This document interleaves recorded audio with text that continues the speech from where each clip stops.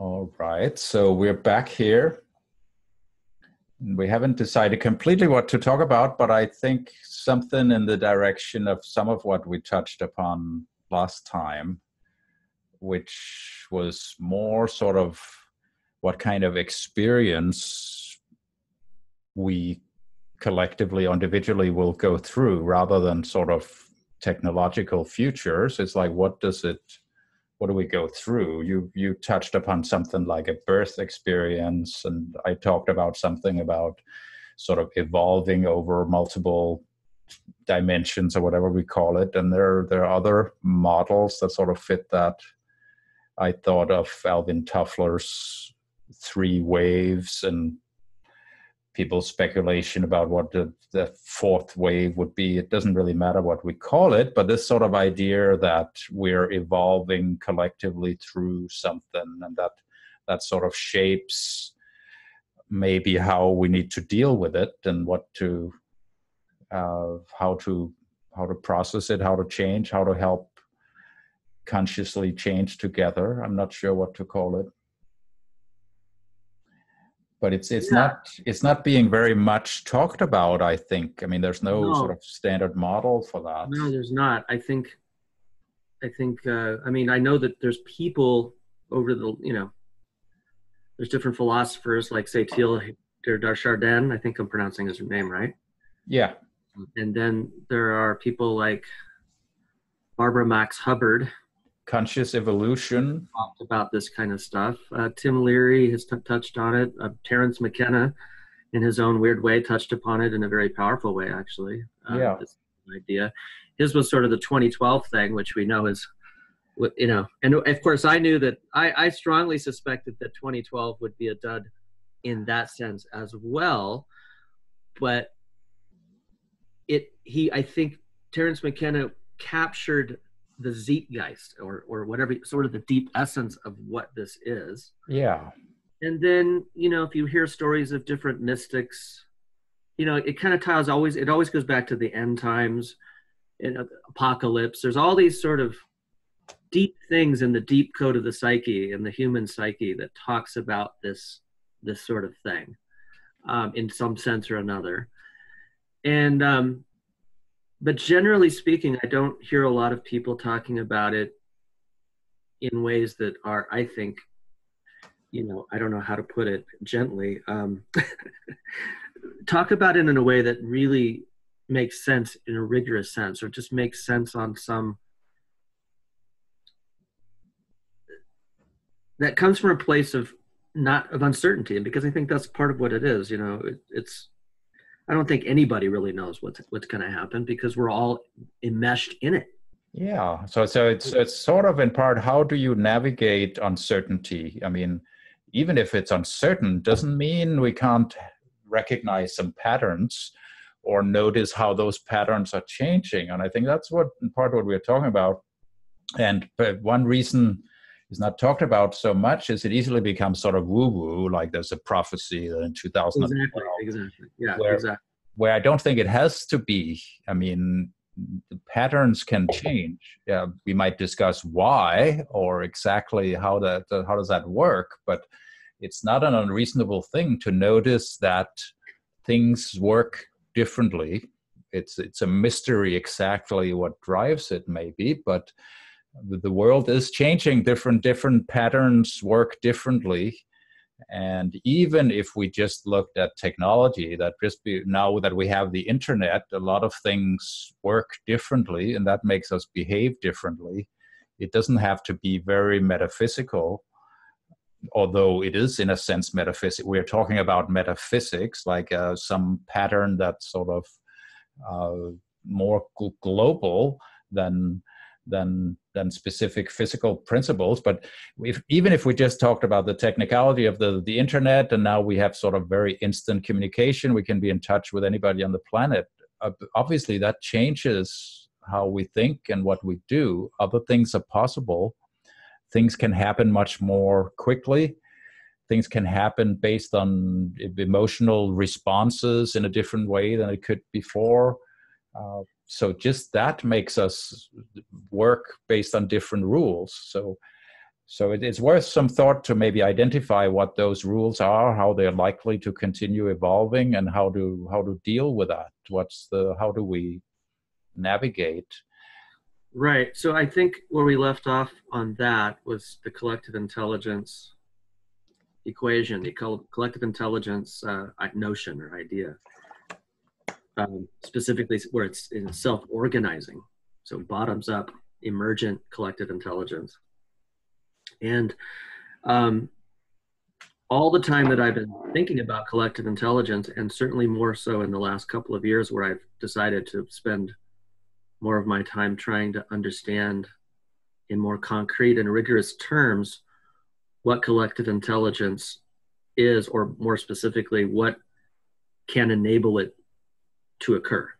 Because I don't think anybody knows ultimately what collective intelligence is. So my focus was always on what is the minimum enabling architecture to start instantiating different types of collective intelligence. And we, you and I had talked about that, just looking at basic systems and agents and what are the, just stripping it of all the stuff and never trying to bake into the equation what we think it is, but rather just figure out a way to create the minimum enabling architecture for maximum sovereignty of the nodes, maximum connectivity and interconnectivity of the nodes, but ultimately maximum ability for discernment and selection and so on with liquid democracy and things, reputation, things like that. And all along, the whole time that I was looking at that, there was always a sort of a sense of foreboding of, wow, if I don't get this right, if somehow I were to publish a paper or a book or something, and I don't get this right, I could see that it could have all sorts of negative, unintended consequences.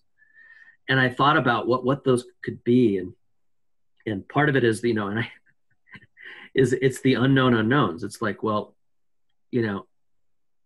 is unleashing sort of the enabling architecture for collective intelligence going to end up being worse than Facebook? Like, it seems like it's better, but it ends up with worse. And so I talked to some friends of mine, and one of my friends he's a professor of artificial intelligence at UC Santa Cruz. I'm not going to mention his name because I didn't get permission to mention him. He's a good friend of mine. We went to high school together, and he's an extraordinary individual. And he has been in all those circles in Silicon Valley, and he knows all the movers and shakers. And especially being an AI guy, he's got friends at Google and Facebook, and he read my paper, my essay on that we had talked about last week, and he said it was really great. I mean, he had no problems with it essentially, but he did say he was quite critical in saying that even if you somehow have that working in all the ways that you think it should work, he said part of the problem is that most people are still not operating at even a rational level. He mentioned to me Robert Keegan's model of development. I don't know if you've heard of this one, so I'll introduce it now. Oh, I can't hear you. I muted myself. Oh, okay. I ring some kind of bell, but you better tell us. Okay, so Robert Keegan's model of development is, and there's multiple stages, but stage 3 is pre-rational, stage 4 is rational, and stage 5 is meta-rational. So I'll talk about the first two real briefly. Pre-rational is people who haven't developed essentially a scientific sort of rational mindset. Most people haven't, actually. Right. It takes training, it takes skill, it takes having the right teachers and mentors to be able to help you cultivate that sense of reason, that ability to truly reason. And I think people who, for example, get into STEM, science and engineering fields, have to be able to develop that to a pretty considerable extent to get through even a 4-year degree. Yeah.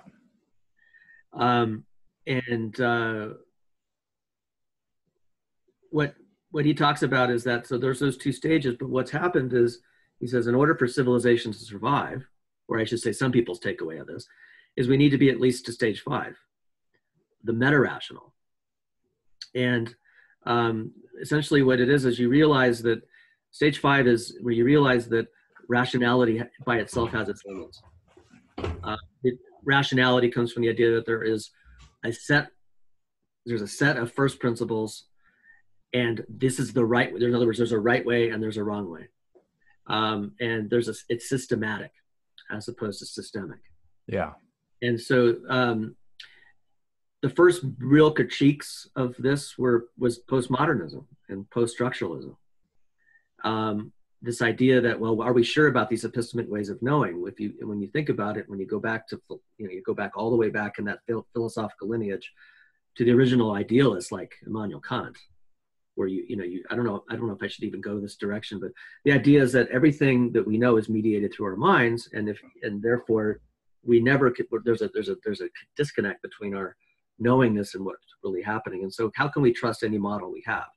So it goes into that skepticism.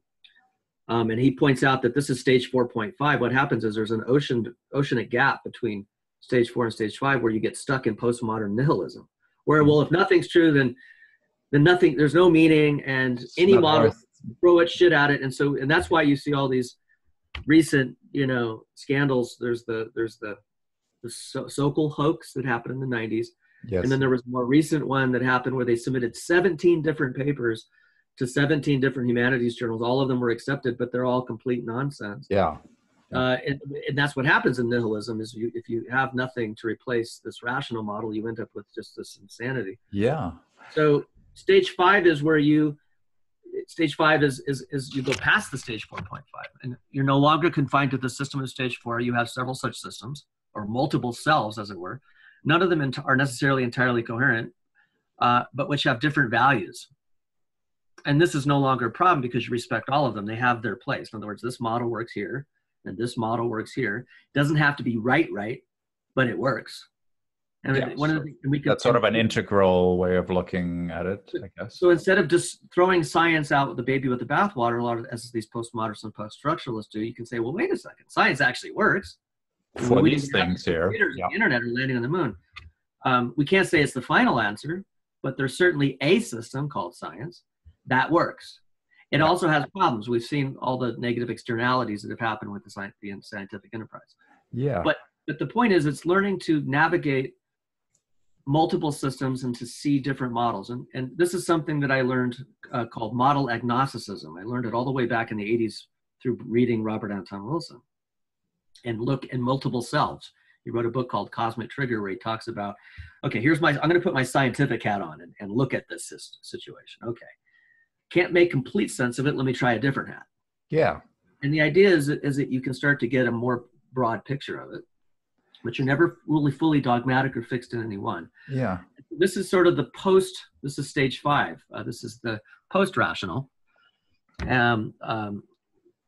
So the problem is I would agree that that's some kind of ideal we need to get to, but the question is, most people are like pre-rational, like you say.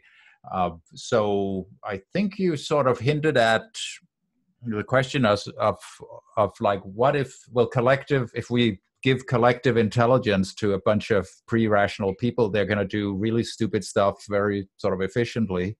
That's his criticism. Yeah, that's interesting. I'm not sure. I think it would work that way. Here's the thing. Yes, yeah. I haven't heard back. He's on a 2-week retreat. He's on a silent retreat, meditation retreat.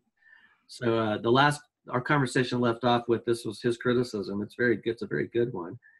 And if you just look within this, if you look at the ground level view, we're not going to go to the airplane view right now. If you're within the collective intelligence and you look at the basic mechanisms that I described, you could very well end up with increasingly isolated echo chambers. It's like, okay, well, this guy's got a really, Trump has a very high reputation. He would have a very high reputation score based on the votes of tens of thousands of people, but he would have a 0 reputation score to a bunch of other people. Yeah. And so his concern is that you could end up with these people with very high reputational scores that have huge amounts of influence in the network, but are completely insane. They're charismatic, they're a con artist or whatever. And if you look at the whole system as a whole, that's the thing. People like you and me would say, well, wait a second, let's look at the whole reputational system. Let's look at all of it and gauge it. There's other gauging mechanisms or feedback mechanisms that we could use to downregulate somebody like Trump. And it would make it easier for certain people who are at least willing to do that. But those who are not even willing to do that, who are really tribal, could get even more tribal. So that's his criticism, and I think it would happen. This is what I think. I can't counter that criticism on the ground level. And one more thing I'd like to say about that, which is that, Jordan Greenhall talked about, or Jordan Hall talks about this a bit in his essay about QAnon. On the one hand, he says QAnon is this fabulous collective intelligence that's pretty damn effective in some ways. In other words, it's really cool, and it actually has acted as a lever or a counter to existing narratives and power structures, and it's been able to it's actually been able to hijack some of the dialogue and even some of the potentially policy that's quite effectively, even though it's pretty insane. But it's it's the red religion, and it's and that's the latest Soki of red religion, or self-organizing collective intelligence.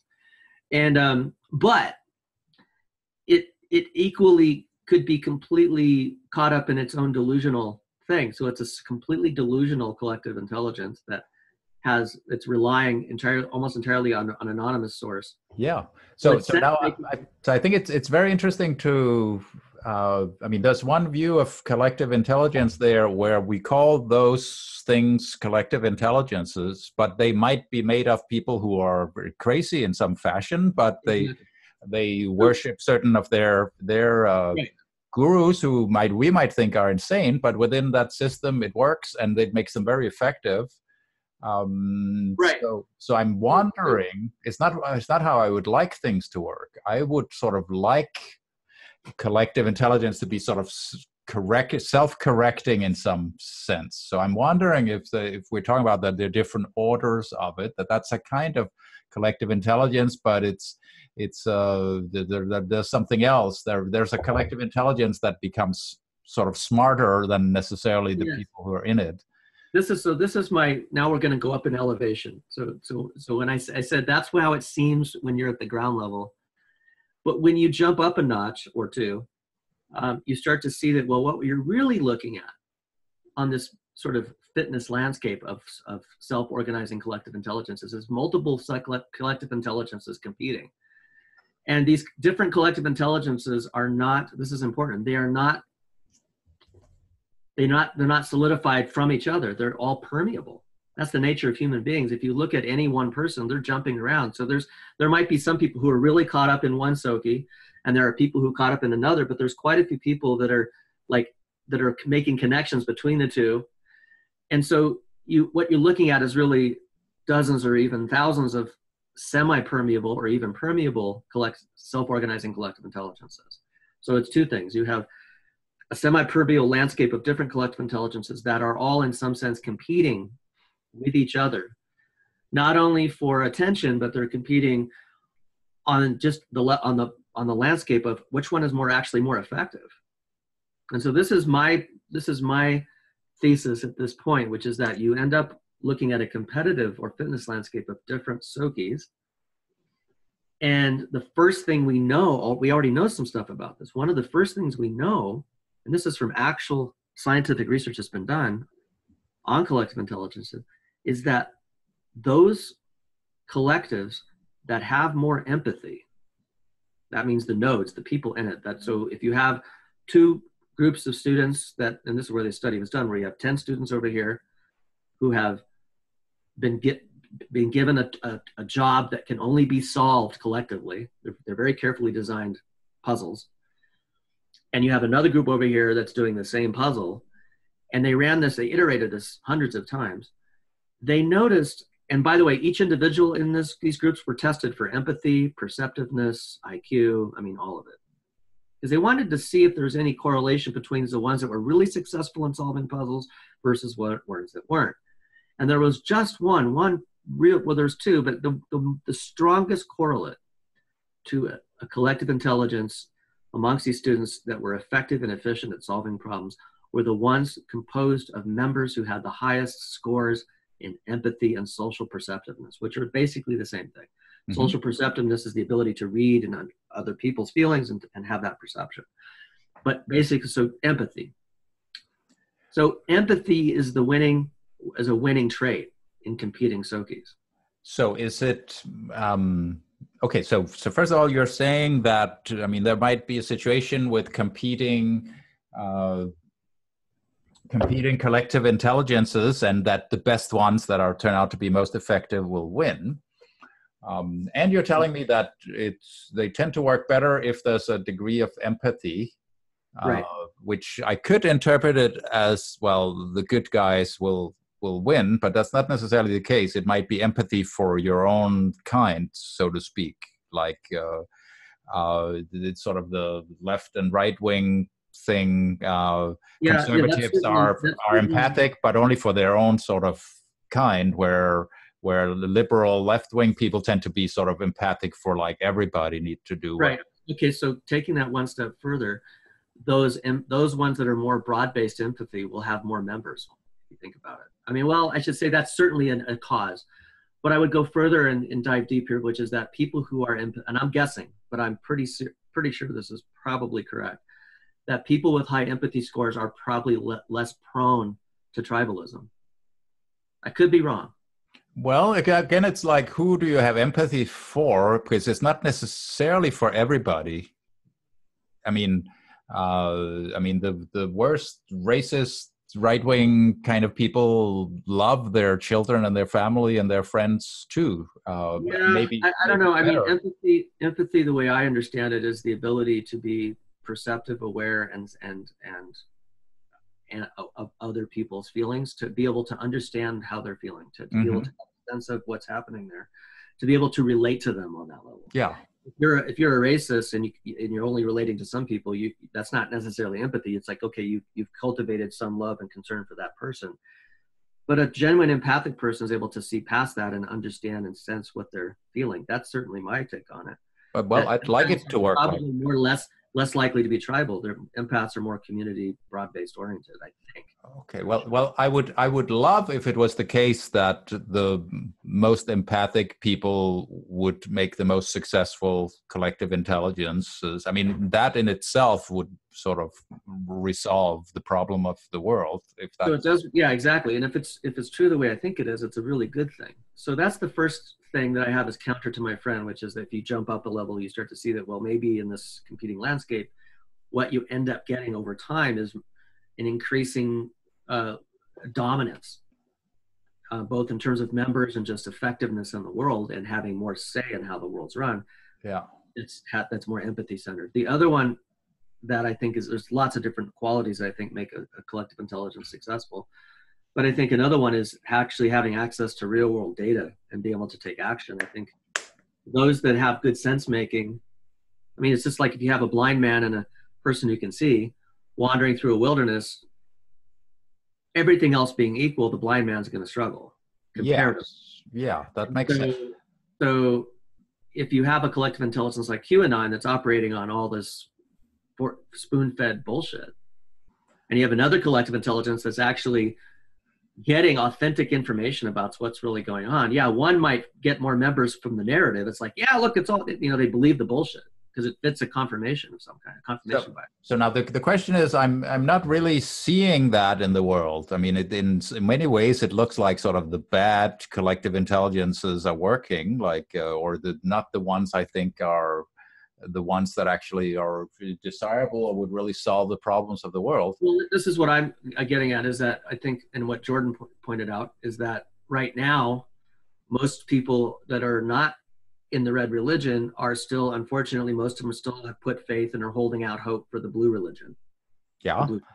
And most of my friends who are on that side, they go, well, just wait one more election. Trump might get elected. And I think they're holding out hope for something that is missing a deeper systemic problem, which is blue church isn't going to solve it. It's the blue church is failing on multiple fronts. Well, I think so too, but I would hold that one answer to this is that what we've been talking about here is not really collective intelligence. It's something that looks more like sort of democracy, that a bunch of stupid people will together democratically vote for Trump or something.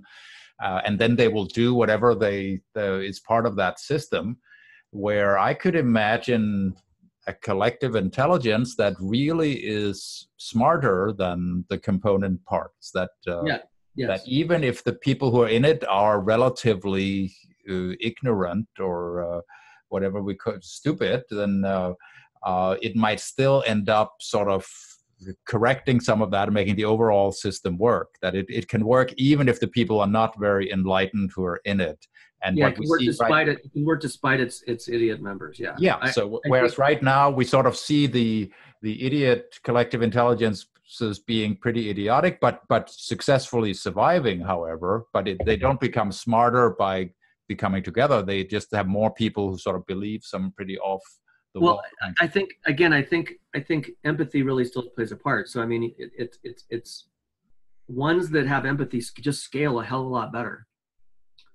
And so that's my thesis. And so the reason we're not seeing those right now is because most people of that ilk are not in the trenches willing to try everything. Right now, for so long, the quote unquote blue church has dominated the cultural landscape of the West for the last 50 years, and for good reason. I mean, it did a lot of good. You know, we had things like civil rights movement and all these other kinds of things that have come out of that consciousness. But we see how now it's decayed and ossified, and we end up with this thing called neoliberalism and neoconservatism. That's the blue churches, you know, and this sort of overzealous social justice warrior crap, you know, and so that's sort of become more and more dominant. And so the red religion think, well, I have no choice now. They're the ones who have been pushed to the edge, and so they are the first ones to start forming these totally new types of collective intelligence, because they now know the system's fucked up, and screwed up, and so they're, you know, this is what Jordan's pointing out, is that they're more motivated to create some alternative, and and so that's why they're the first to start creating, you know, 4chan and, you know, and the memes and all this. They're kind of the head of the blue church in this. So in many ways they're more advanced in that, but they're not necessarily more empathic. I mean, that's correct. That's correct. I'm just trying to explain why there's a dominance of currently these decentralized sort of, you know, Sokis that are mostly red. There's a reason for that. Well, yeah. I mean, I think it's in part because they don't need to like serve everybody. They don't need to make everybody happy. They're just like, these are the things we have. These are the things we believe in. And here's a bunch of other people who'll do it. And they're really motivated. So in a certain sense, to play the devil's advocate, it's sort of in some way sense the opposite, that they don't need to like include everybody. Whereas the blue church leftist way of looking at it is that we need to include everybody. Everybody sort of needs to be accommodated. And that's really complicated, and it moves very slowly. Yeah. But I'll counter myself, which is that we're seeing, and John Robb talks about this, Global Gorillas talks about that, we're seeing the blue side now doing Soki with the resistance. You know, the resistance is sort of this grassroots, decentralized. There doesn't seem to be any one person in charge of the resistance, but it gets mobilized pretty quickly. It was mobilized against the Kavanaugh camp formation. It's definitely shifting dialogue significantly going on inside the Beltway, and so there's the beginnings of what on the blue side or the left side, the similar type of collective intelligence. And John Robb has been talking about that. His latest report went into a bit more detail about how it's getting increasingly effective. And who are the members? He said, well, it could be anything from, you know, the soccer mom who's pissed at Trump to somebody within the CIA. Actually, you know, the CIA has been trying to put out different narratives to counter Trump, because they're clearly at war with each other.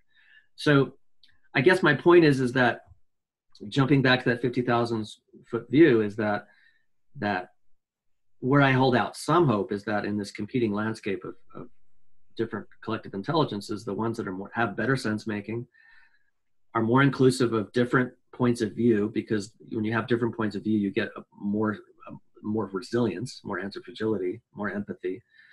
And so that over time, we would presumably end up with some kind of more globally scaled, loosely based collective intelligence that has all the kind of qualities that we imagine. Having said that, I don't know if we're going to have enough time. In other words, all those things would be great to happen, and anything we can do to move in that direction is certainly going to be helpful. But I think that ultimately we're, you know, there's something deeper we're going to have to, I think in order for us to make it, there's going to have to be a deeper transformation. So that's where I wanted to go. Okay, so that sort of brings us back to where we started.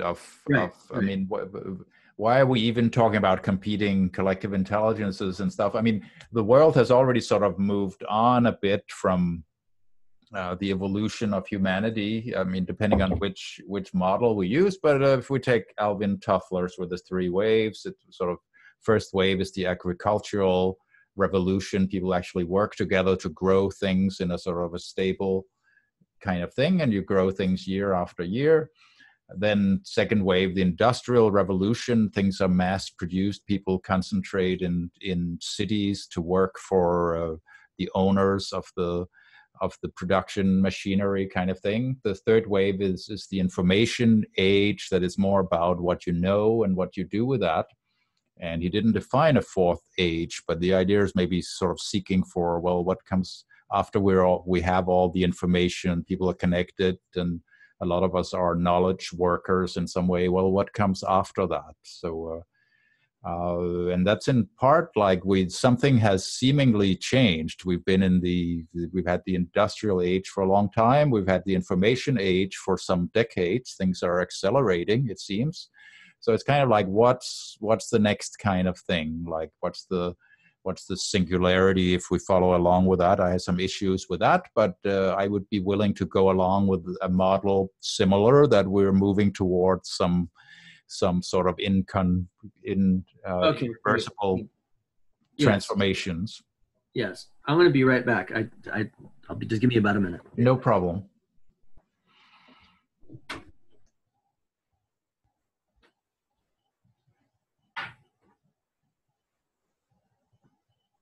Okay, so I'm going to echo back what you said. So in other words, the question of the day is, what is stage 4? What does it look like? Can we start taking guesses at it? What is this age, if we put it needed to recognize the patterns? Well, there are the closest things I know, the closest things I know, and that's why I brought up the Keegan model.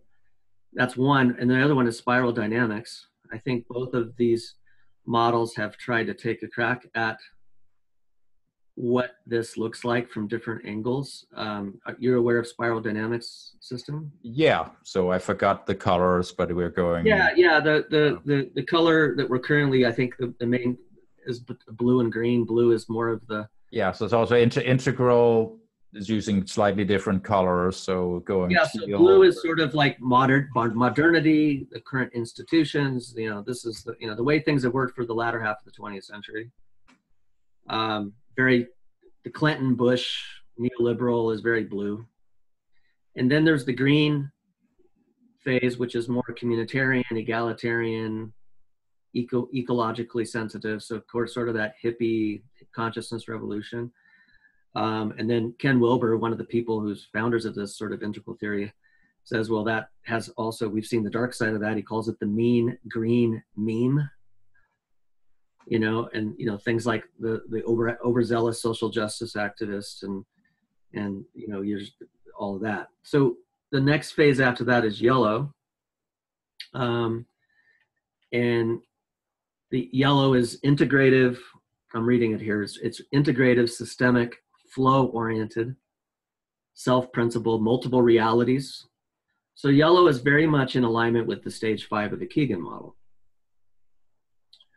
And then beyond that is the turquoise model, which is, as I'll read it here again, is holistic, collective individualism, which that's stigmergy, collective individualism. Because people always think of collective, there's either individualism or collectivism.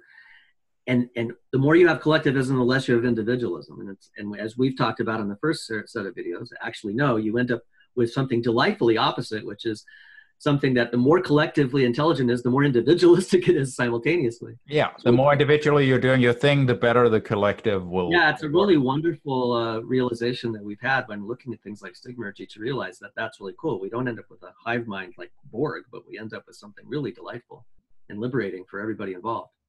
But following along with that, collective individualism, the macro view, cosmic spirituality, and earth changes. Wow. So that, I think, really, the turquoise really captures sort of the zeitgeist that were the leading edge of the zeitgeist. Zeitgeist, just to correct your, Zeitgeist, okay, your yeah, German pronunciation. Zeitgeist.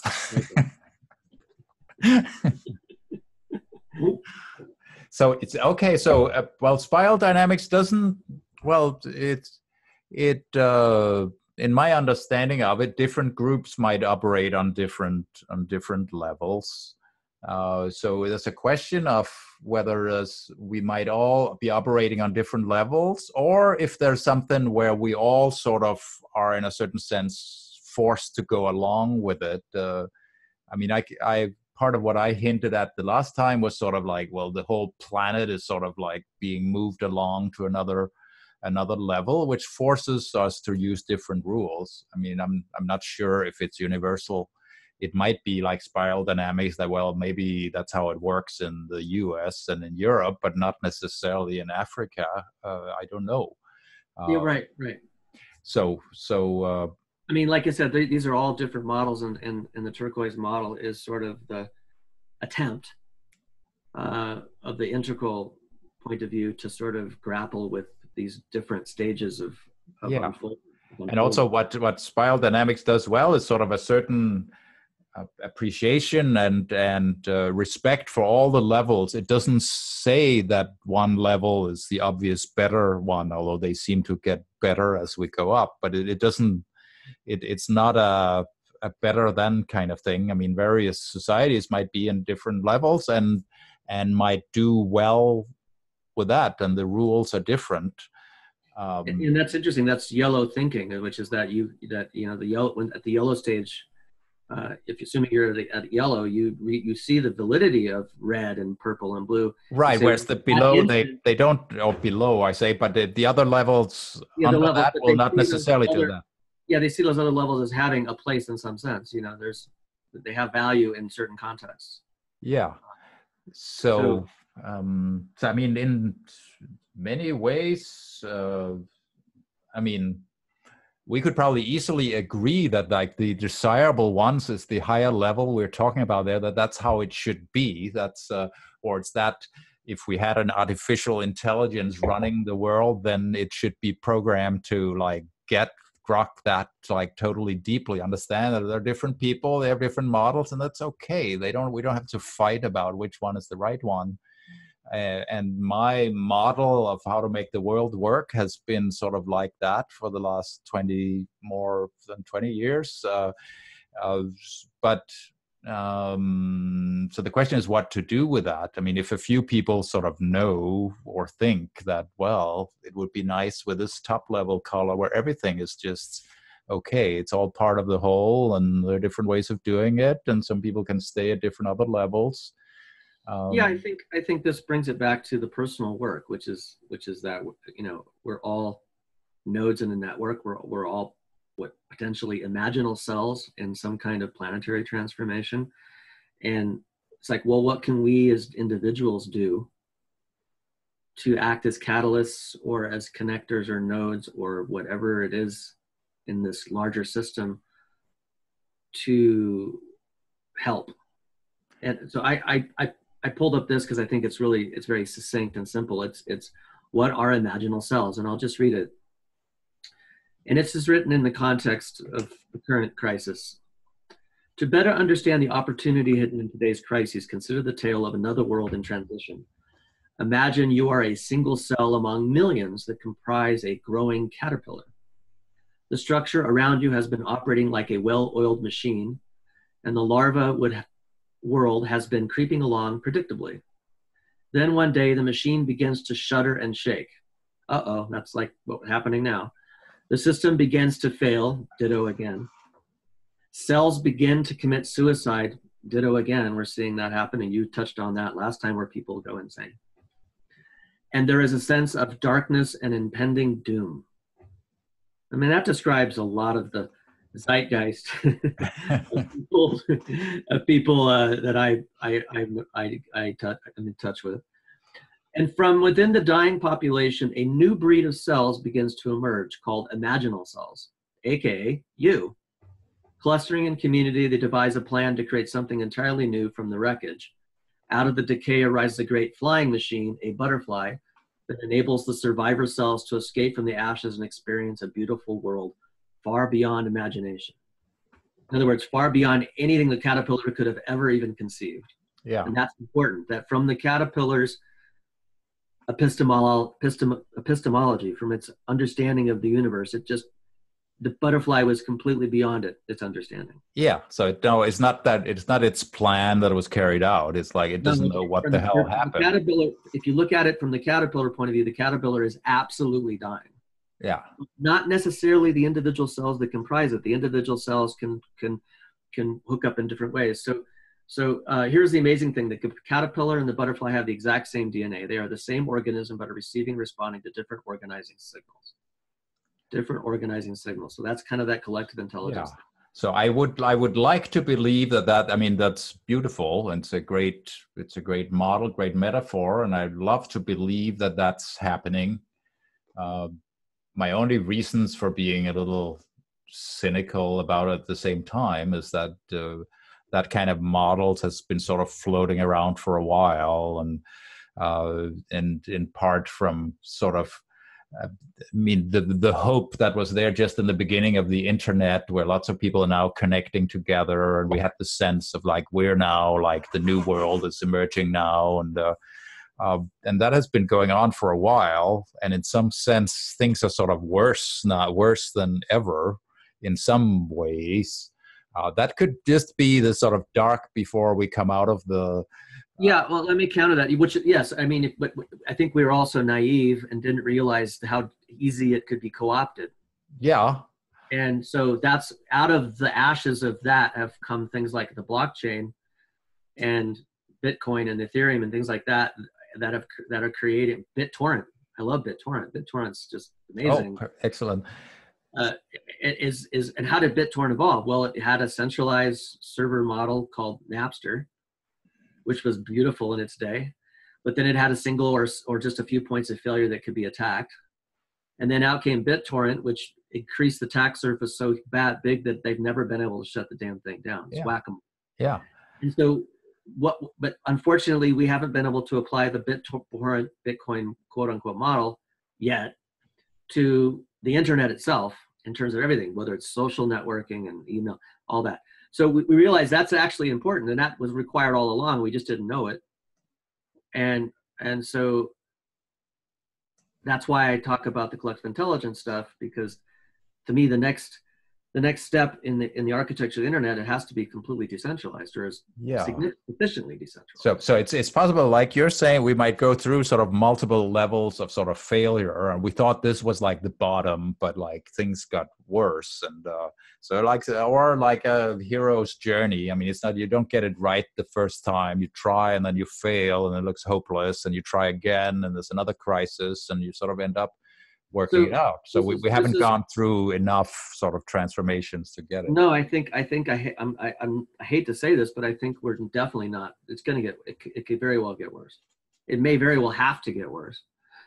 And this is where I sort of look at the Stan Grof model, and just and I'm just going to point out a book for those who are watching. This is, if you're into this kind of deep psyche stuff, this transformation stuff, I highly recommend this book. It's called, see if I can see it, Dark Night, Early Dawn. Yeah. It's by Christopher Bache. Okay. It's extremely deep reading, and it's one of those books that I actually can't have a hard time reading at times, because it's tough medicine.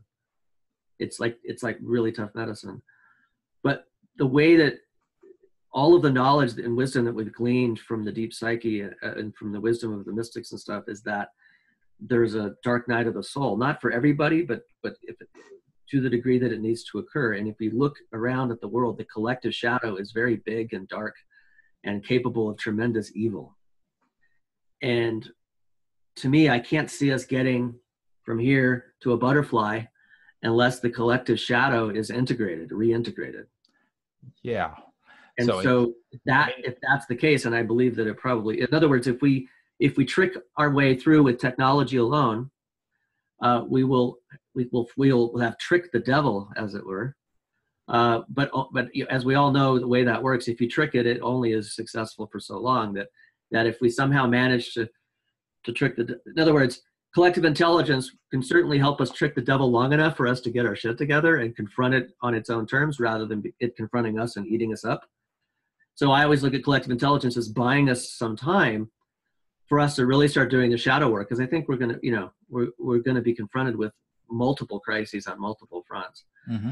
And having collective intelligence gives us a little bit more time to sort of reckon with it.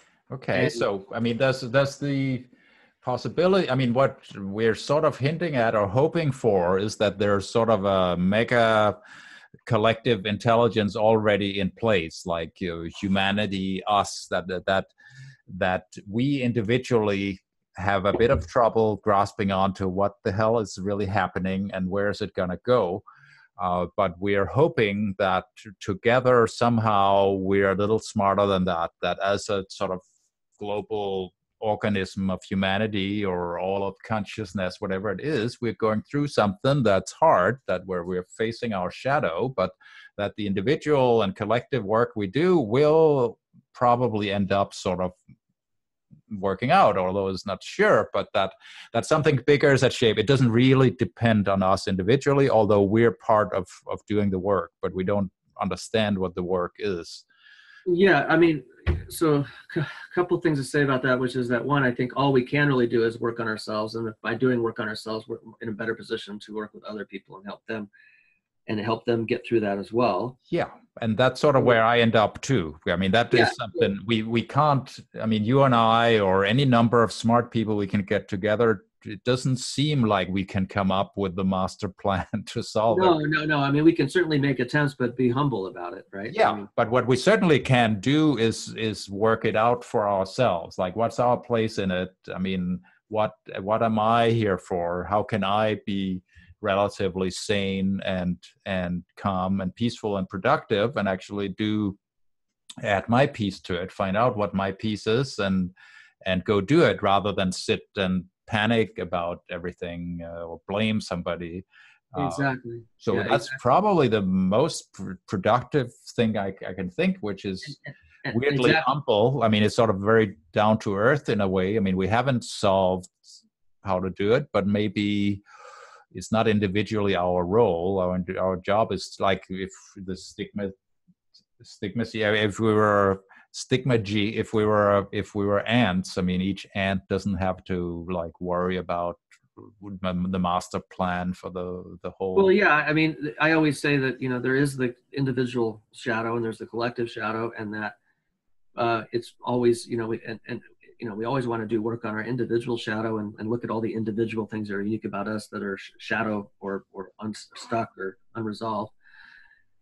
And that when we start to broaden it out and realize that we are part of this interconnected web, we couldn't live without the atmosphere and the trees and the ants and the bees and all that. We're so enmeshed. We're part of that system that, on the one hand, we need to be able to sort of, and this is where I have to admit that I'm not 100% coherent on this, but which is to say that on some sense we need to do the collective shadow work, but in another sense we need to get the hell out of its way, because we have to recognize our limitations. That if one of us, any one person, would say, okay, I'm going to heal the collective shadow of humanity, they're going to get eaten. Yeah. So it reminds me of Star Trek V. It's a worst Star Trek movie, but it does actually talk about this guy's like, I'm going to confront God and blah, blah, blah.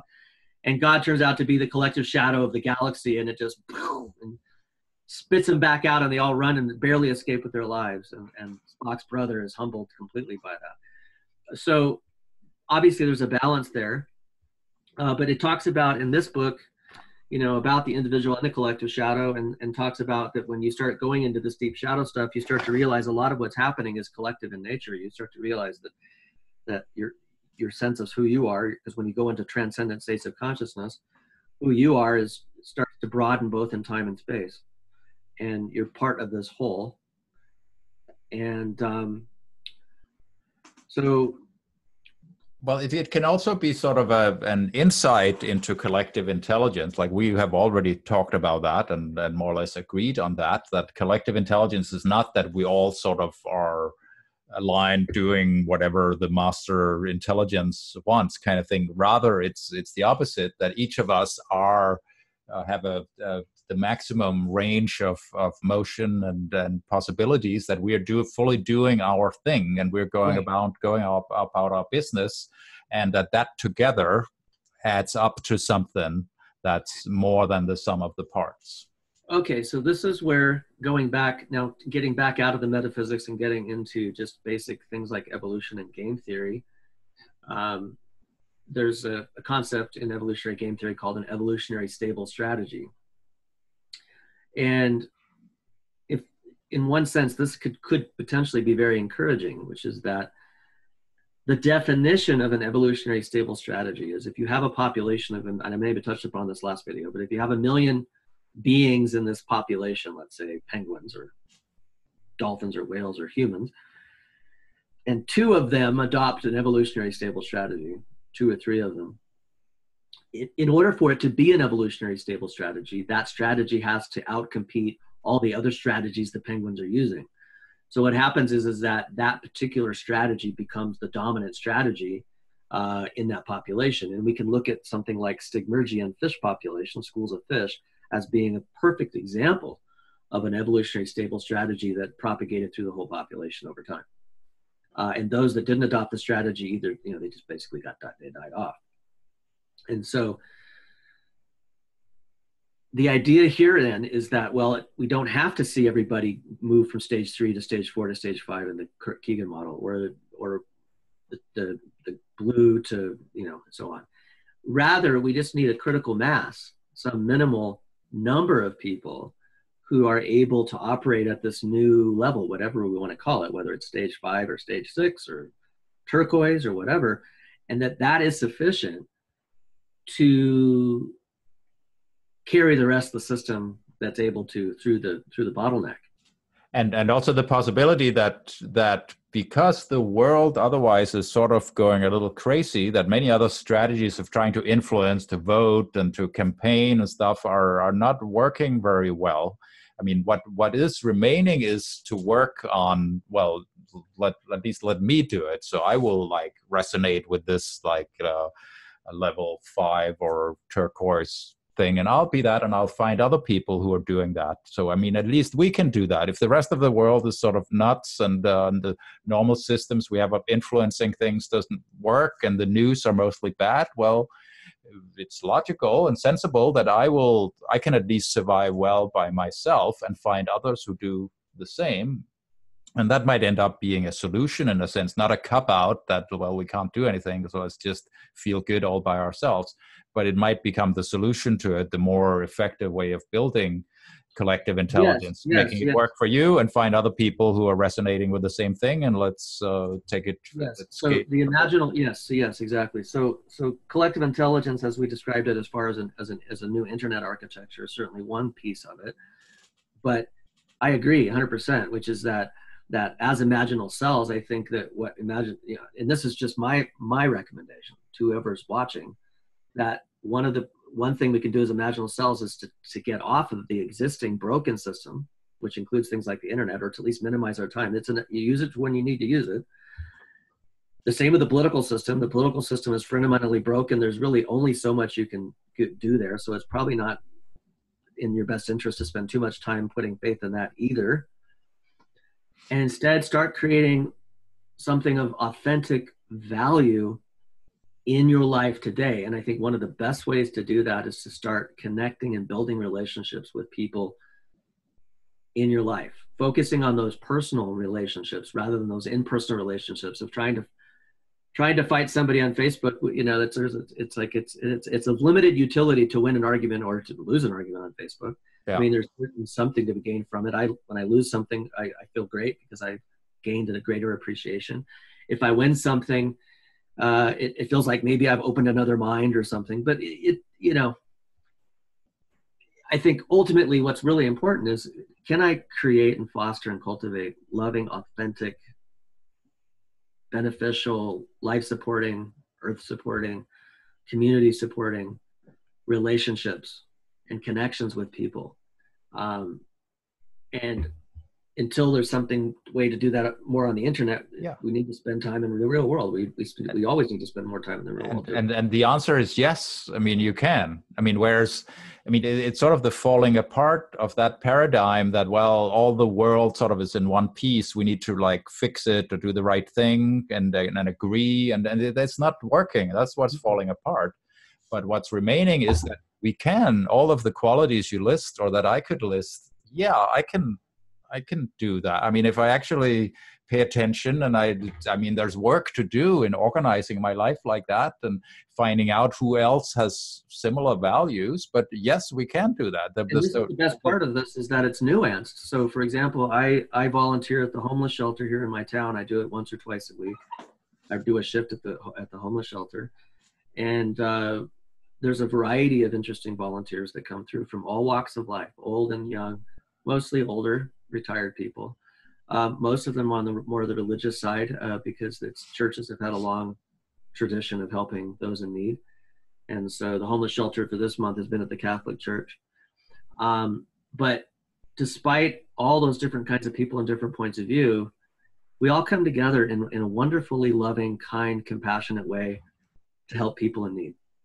And to me, it's like never once do I say, well, what do you feel about gun control or abortion? Right. That's not even relevant. Yeah. And so the way the internet is and the way the mainstream media is like, well, if you don't agree on gun control, then you can't have anything to do with this person at all. Yeah. And that's losing strategy. So the one solution fits all. It's like we need to find the right gun control. I mean, how many people do you know are still pushing for the one gun control or the one policy that's going to fix I mean, it's just. Yeah, well, we have to all agree on gay marriage or something. Yeah, it's just ridiculous. So to me, no, the solutions are right in front of you. Find people that you see something that needs to be done. Find people who are willing to help you get that done, because that's all that matters. And if they happen to differ with you on something or another, politically or otherwise, it's really not relevant. Yeah.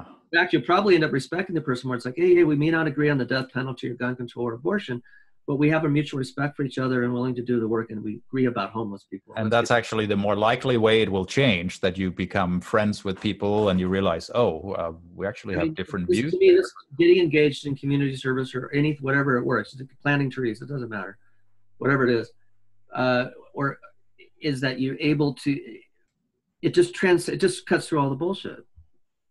And to me, this is getting back to basics in the sense that we need to do. And I think real stigmergy can start to emerge, because now we're talking about localism again. Mm-hmm. And those localist connections can scale over time. You start seeing, well, wow, there's a whole, initiative that's statewide that's happening, that people are coming together to help homeless people. And wow, we found out we don't have enough beds or blankets. No problem. The homeless shelter, at the town next door has extras. And pretty soon you start seeing, and people say, well, and it's interesting is the world used to work this way to some extent, and the things like the internet and stuff divided everybody. But I think that's where we need to go back to, getting back to that basic. And I see it happening. I see more people getting local. I see more people moving in the localist direction. And as you say, it's not just local. I mean, it's in a connected local. I mean, it's local. It's local in the sense that it's bottoms up. That it's local in terms of its grassroots. Yeah. And it's emergent, and it gets back into that emergent sense of how do we build systems of thrivability and anti-fragility. Well, that's how you do it. Yeah. So, okay. Can we food to anything? Yeah. Can we describe that? I mean, do we have a term for that? Like, what is that? I mean, it's the one term I know it's not inclusive, but localism, which is that you focus back on the local level. What can you do around you in your immediate environment to start making things better, whether it's food security, energy, helping people, creating a nicer community, planting trees, whatever you can do, and focusing on that local community. And what you do if everybody's doing that, let's say a sufficient critical mass of people are doing that all over the world. Yeah. I would start to feel really hopeful about our prospects, because if it starts to go downhill, if systems really start to break, it doesn't matter, because now there's a bunch of local systems that have come up that have been scaled up. Right now, if you're in a major city, which is it's dangerous right now, because if shit goes downhill, there's not enough of that, and you could end up with chaos. And so but it needs to happen. And so to me, yeah, I'll pause there for now to say that. Okay, so it's, I mean, I'd like to say that it's also, I mean, you mentioned it was in one of the models in spiral dynamics that like the collective individualism. I mean, it's going local is also in a sense looking at, well, me, I am, where am I, what's going on, who am I with? It's not some theoretical abstract, we need to fix the world and according to these principles. It's more like, well, what actually getting anchored in what am I, where am I, who am I, what do I actually want to do, and who is here to do it with, and starting from that, which can happen in a connected way. We are connected in many ways. It's not necessarily a going back to being local where you're just living in your village and you're never going to meet anybody else. It's in a connected way. You go back to what actually is there, reality in a certain sense, where we've been living to a large degree in sort of an abstract world where the things that matter, gun control and abortion kind of thing, which is not really what's here. I mean, what's here is our life. I mean, there's surviving, but there's more than that. The things I care about, the things I think are fun, the things I resonate with. And then that's what moves us forward, finding somebody else who likes the same things, not solving some abstract thing about what should be with the right, should gay people marry in the whole world or not. I mean, that's not what's going on in my life. Right. Particularly. So I think if a sufficient critical mass of people move towards cultivating authentic connection and community and relationships with people, yeah, that's really the solution, and it's a big part of the solution. And when I see people who are, for example, survivalists, they're not doing that. They've got into siege mentality. The whole world is going to go to shit. Yeah. They've no attempts to make social connections, and so their way of doing is retreating into a bunker and hoping and waiting for the shit to unfurl. Yeah. And ironically, who's doing this the most? The freaking billionaires are. The billionaires are bunkers. They're bunkering down because, well, if you're a billionaire, you're the titan of your captain of the industry. Community? People are there to do what you tell them to do. Yeah. And so they don't have that sense of family necessarily. They don't have, and I'm not going to speak for all of them, but many of them, they're very, they're at the top of the pyramid, and they look at their people as lieutenants, and everybody sort of, and I've met enough rich people. Some of them I've met, I won't mention names, but I know, I should say I spent time with and had lunch with a guy who's worth several $1 billion. And he was actually a pretty nice guy. Does a lot of charity work, a lot of philanthropy work, adopted 6 kids from overseas, amazing, wonderful person in a lot of ways. Super humble, drove up in a Jeep in his t-shirt and jeans and cut off jeans and get us sub sandwiches. And I used to ask him, I'm like, my God, you've got all the security around your mansion here, but you just go right up to Subway like it's nothing. He goes, oh, the security's not for me, it's for my kids. So he's just a great down-to-earth guy, Silicon Valley guy. Yeah. But at the same time, he is in a bubble. And I notice he does have that sort of, there's all these people doing his bidding. He's got different, assistants and people, and he sort of still is in that mindset. But he's definitely a good guy. I mean, he's definitely one of the good guys, I think. But Douglas Rushkoff, you heard of him? Yeah, of course, yeah. Yeah, he wrote an article recently where he was, and he didn't mention any names, but he was invited to speak at a billionaires confab somewhere in the. I think I read that one. Yeah. Yeah. So just a real quick recap, and his big thing was, well, like this, and in those circles they're calling it the event. In other words, the event where all of a sudden all shit breaks loose. You got runaway AI or pandemic or, Walking Dead kind of thing. And they're all panicking, like, and they, after his talk, he got at a table, he was sitting at a table, and several of them would go, hey, we've all been talking and we would like to ask you, where should we build our bunker? In Alaska or New Zealand? And he's like, it's the wrong question. They go, what do you mean? He says, the first thing to think about is if you're in New York, right? You're a Wall Street person and you're in New York and, or up the Hamptons, and you have a bunker in New Zealand and shit starts going downhill. You think you're going to be the only one who knows that shit's going down? No, everybody's going to know. Everybody's going to be in panic mode. So how are you going to get to New Zealand? They said, oh, I'll just get in my jet. And they're like, do you have it fueled and ready? And who is watching the plane and who's going to fly it? Well, my pilot's going to take me. Are you okay? Well, the pilot's not going to get on the plane and take your ass to New Zealand because he's got a wife and 3 kids at home, and plus a mother and a mother-in-law. What are you going to do? Well, I have to bring them on. How many people can fit in the plane? 12. Well,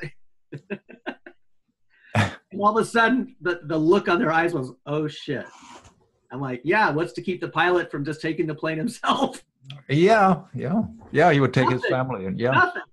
And they're like, oh my God, what do we do? We're really screwed. And he goes, well, he says, maybe you should start treating everybody that you deal with as family. You need to start treating everybody that you work with, all the different people in your sphere, as family, truly. And that's the first step. The second step is maybe you should start treating the whole planet as family. You should really, because you have the influence, you have the money, the power to actually do that more than most people, to really start coming from that approach.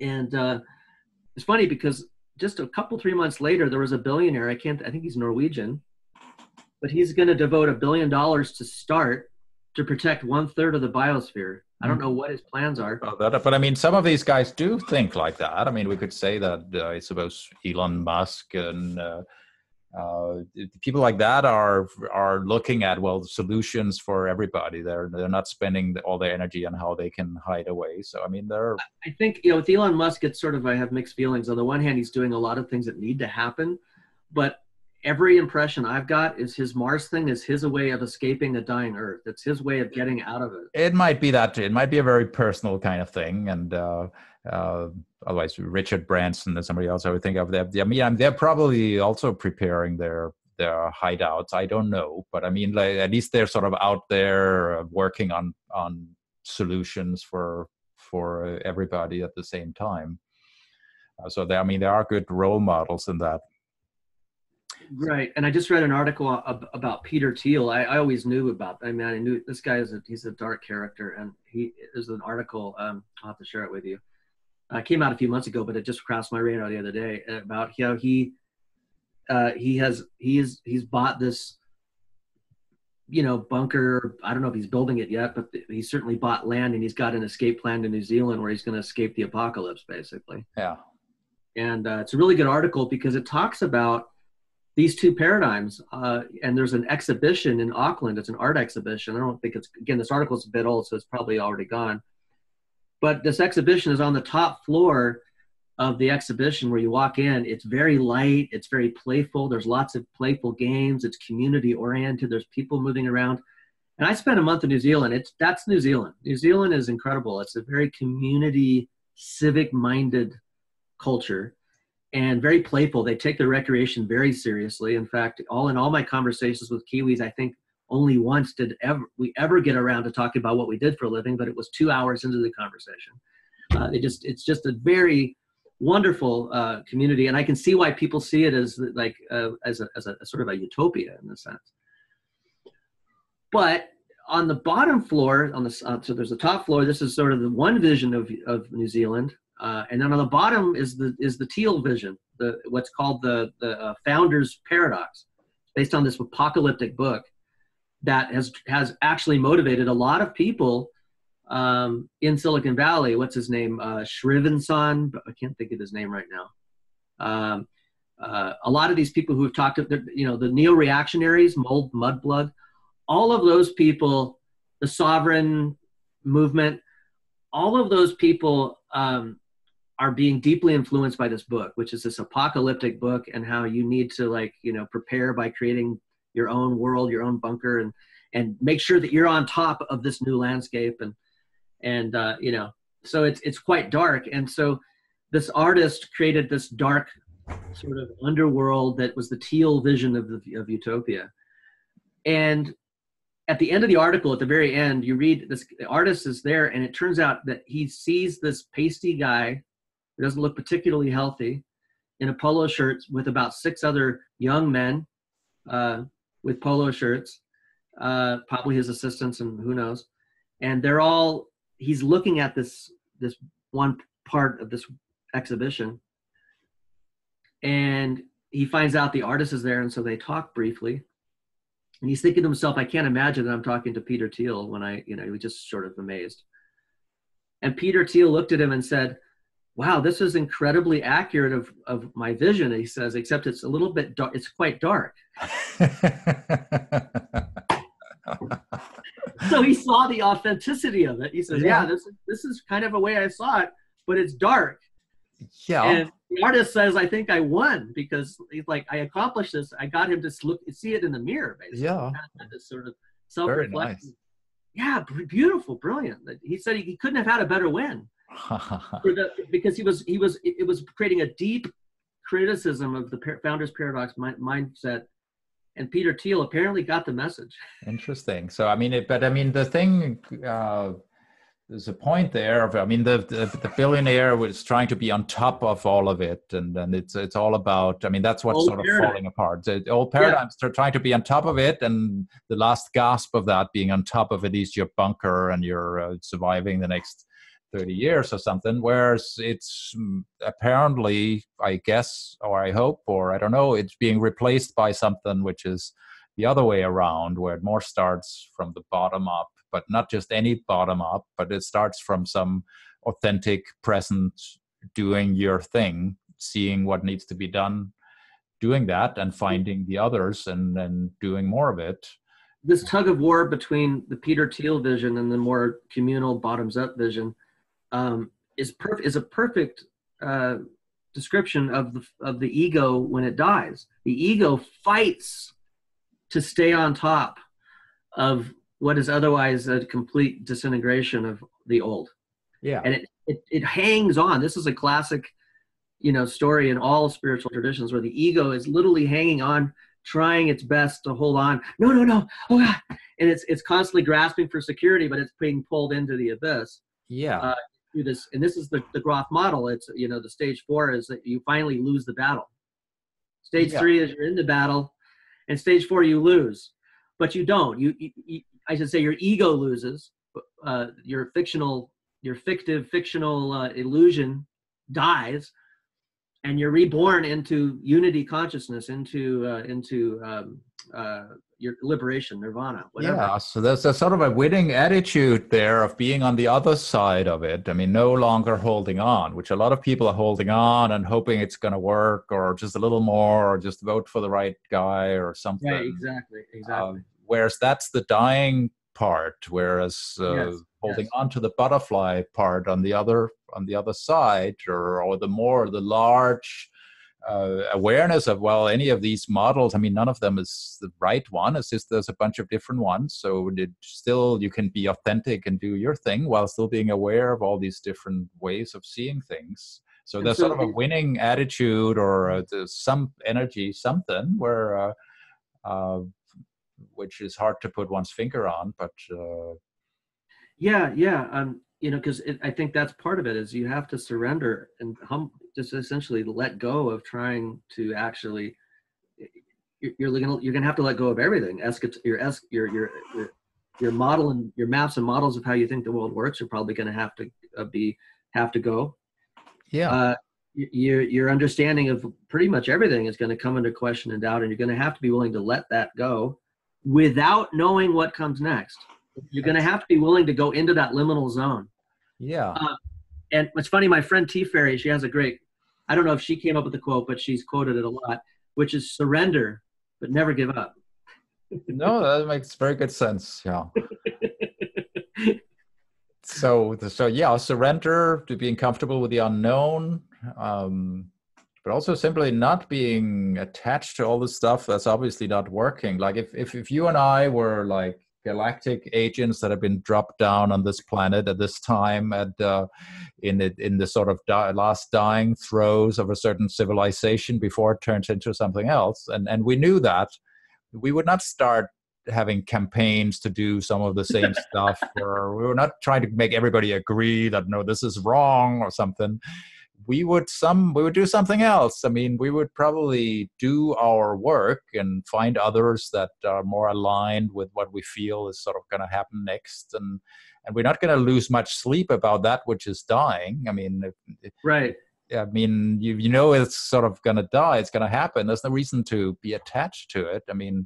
stand for what's likely to survive after that, and create more of that. Find people who are on that side, who enjoy it, enjoy the ride and the show. Don't get so damn down about it. I mean, it's not, what's dying is not the real thing. It's not us, or it's not, at least not, it's not the team Right. I want to be on. Right. So on the one hand, yes. So I want to, yes, perfect. So yeah, yes, recognize that the old way is dying. Recognize that it is fraught with peril and risk, and it has all of those things potential, but don't allow that to cripple you and put you into a state of paralysis, of fear, panic, existential paralysis. That's an understandable reaction to it. It's understandable. But, you know, to let go of that fear, somehow let go of that fear, embrace love, and realize that it's things like love that are going to save the day. Yeah. And someone could say, well, there's no way I could love the planet enough to save it. I'm like, no. You only need to love yourself and those around you, just like, and they in turn will do the best as they can. But if you can do that, again, if there's a minimum number of people that can sort of cultivate and surrender to this new level of consciousness, my thesis is that that critical minimum, as long as we can get to that critical minimum, it will be enough to prevent the extinction of everyone, basically. I think I'm with you on that. So, yeah.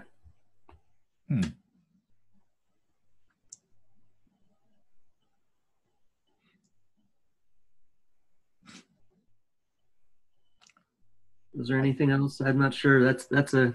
I think this is a pretty damn good point. I wouldn't say we solved it, but I mean, there's a certain, we didn't do that at all. It's a good point. It's a good closing point, I think. There's some kind of vibe there, which is generative. To really meditate on that, I think, I mean, that's to me enough to where I just really want to that's just a really sweet spot of light and hope that we can put our hearts into that.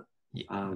And of course, there's work to do in how to do that well, or what is it even we're talking about. I mean, it's not like we're suddenly experts on that, but there's some sense of some way that's likely to be part of the. This whole video is for people out there who are imaginal selves or wanting to move into that direction. So, this, for me, this video and this message isn't for everybody. It's for those people who feel that calling, or feel that we're touching on something that's resonating with them. And some people who are listening are probably already well along this journey, possibly way past where I'm at even. Yeah. But the idea is that for those listening, to start cultivating that consciousness within yourself, start doing the hard work, start doing the shadow work. There's a term called spiritual bypassing, which some people get caught up in. They'll get into spirituality, but they're ignoring the hard shadow work. Yeah. To do. I've met a few people like that over my life. And so it's really, you got to get in and do that soul work. You got to go in and do the shadow work. Be real and deal with what actually is there in your life. It doesn't have to be joyless. Yeah, you feel what's there honestly. You embrace it honestly. And it eventually exhausts itself, and you end up with freedom. You end up with joy and love. Yeah. No, I think so too. Yeah. So, okay, well, there's a lot more we can talk about, but this is probably a good place to leave it. I think. That sounds good. Yeah, I feel good about where we have reached. Cool. I'm going to hit the button.